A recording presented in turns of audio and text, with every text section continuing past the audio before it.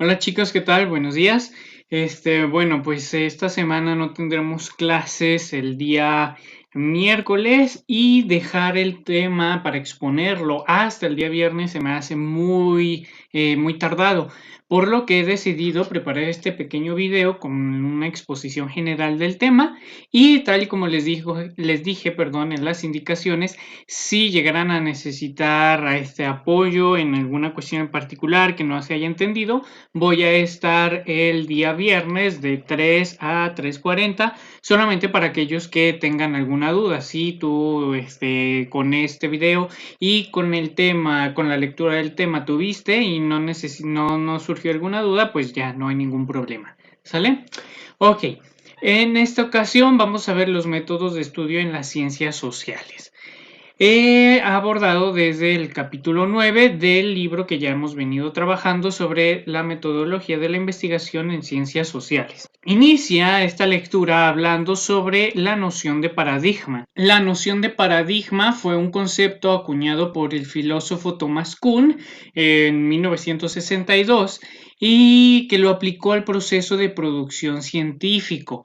El texto al que nos estamos refiriendo señala esta cita de Corbetta tratando de explicar qué es el paradigma y nos dice que el paradigma es una perspectiva teórica compartida y reconocida por la comunidad de científicos de una determinada disciplina fundada sobre adquisiciones que preceden a la disciplina misma y que actúa dirigiendo la investigación en términos tanto de identificación y elección de los hechos relevantes a estudiar, B, formulación de hipótesis entre las que situar la explicación del fenómeno observado y C, preparación de las técnicas de investigación empíricas necesarias. ¿Qué significa esto? Ok, que el paradigma va a ser una perspectiva teórica desde la cual los científicos van a hacer ciencia.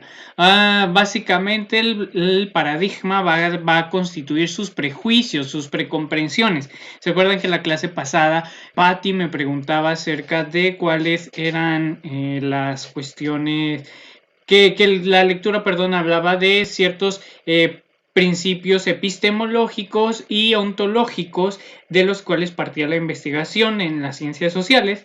Estos principios serían el paradigma. Poniendo un ejemplo, el paradigma serían los lentes con los cuales el científico ve el mundo. No puede ver el mundo si no es a través de este paradigma. Los paradigmas van a ser una serie de normas, una serie de ideas que tienen acerca de la precomprensión del mundo y que eso los va a ayudar o los va a llevar más bien a hacer ciencia de determinada manera. Ahora bien, no existe un solo paradigma en el estudio de las ciencias sociales. ¿Cuáles son los principales paradigmas que existen?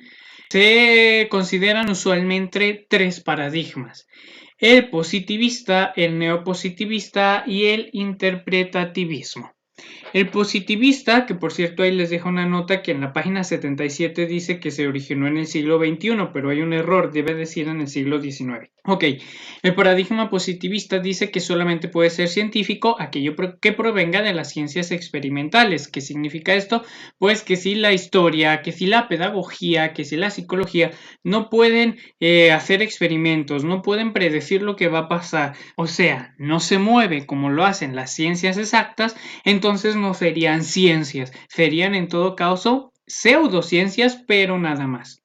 Por otro lado, está el neopositivismo, que también ciertamente da una cierta primacía a las ciencias experimentales, pero dice, bueno, es que hay ciertas cosas en las ciencias sociales que se nos escapan, que no podemos medir, que no podemos contar y no pasa nada. Y el último sería el interpretativismo, que afirmaría que la verdad del mundo va más allá de las ciencias experimentales, puesto que el ser humano forma parte de ellos y Por eso, la realidad social más que explicada debe ser comprendida. Esto significa que el interpretativismo dice, sí, hay ciertas cuestiones que van a depender, como en donde quiera, de las ciencias exactas, pero en ciencias sociales no todo y de hecho casi nada tiene que ver en última instancia con eso. ¿Por qué? Porque el ser humano es dinámico, cambiante, como ya hemos dicho, entonces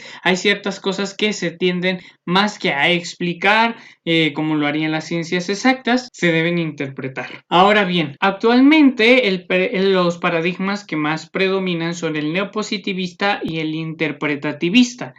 Y de ahí que las metodologías que son las principales dentro de las ciencias sociales son estas dos, la cuantitativa y la cualitativa. La cuantitativa que refiere a cantidad y la cualitativa que refiere a cualidad. La cuantitativa pues está más asociada al paradigma neopositivista, mientras que la cualitativa, ya me ando haciendo bolas, mientras que la cualitativa está más asociada al paradigma interpretativista. ¿Cuáles son las diferencias entre estos dos tipos de metodologías?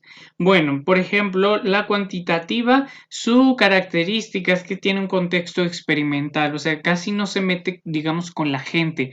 Trata de ser lo más objetivo, lo más frío posible a la hora de abordar un tema. Por ejemplo, para investigar se refieren mucho solamente a encuestas. Sí, no, ¿hasta qué edad estudió usted?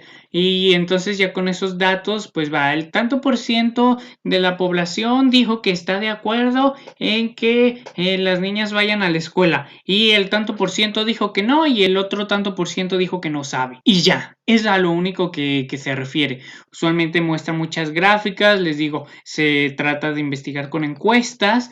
Y el rol del investigador no afecta tanto porque, bueno, pues es solamente ir, sondear, ver cuántas personas están de acuerdo con esto o no. Ciertamente esto es más estructurado y solamente trata de explicar ciertas cuestiones, pero repito, de manera dura. No sé, se me ocurre la pregunta, ¿por qué las niñas no van a la escuela en la comunidad de San Pepito de los Mangos? No sé, y entonces vas y haces una encuesta y preguntas cuántos están de acuerdo que las niñas vayan a la escuela, que no vayan. Resulta que un porcentaje muy alto de la población, hombres y mujeres, está de acuerdo en que las niñas no vayan a la escuela. Ok, eso es lo único que haces. ¿Por qué no van las niñas a la escuela? Ah, pues porque una gran cantidad de la población, el 70% de la población está de acuerdo en que las niñas no vayan a la escuela. Punto, tan se acabó. Eso es lo que hace la investigación cuantitativa. Por otro lado, la investigación cualitativa dice, su contexto es más natural. ¿A qué se refiere a esto? Pues a que tienes que abordar las cuestiones humanas, pero metiéndote más con ellos, metiéndote más con la gente, viendo qué piensa y por qué piensa lo que piensa.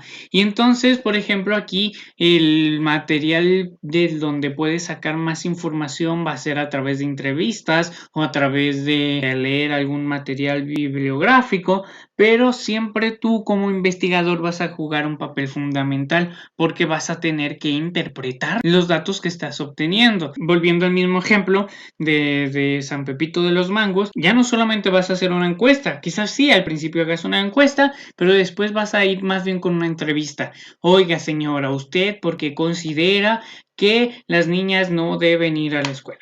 Y entonces ya ahí te puedo contar, no, es que fíjese que cuando yo estaba chica a mí me enseñaron esto, el otro, o el cura de mi pueblo también nos decía esto, el otro y aquello, o cuando yo estaba niña nunca había escuela, y a esto te va dando herramientas, pero para que tú interpretes. Ok, ya no solamente va a ser la cuestión de, en San Pepito de los Mangos ya solo el 5% de las niñas van a la escuela, sino, ¿por qué?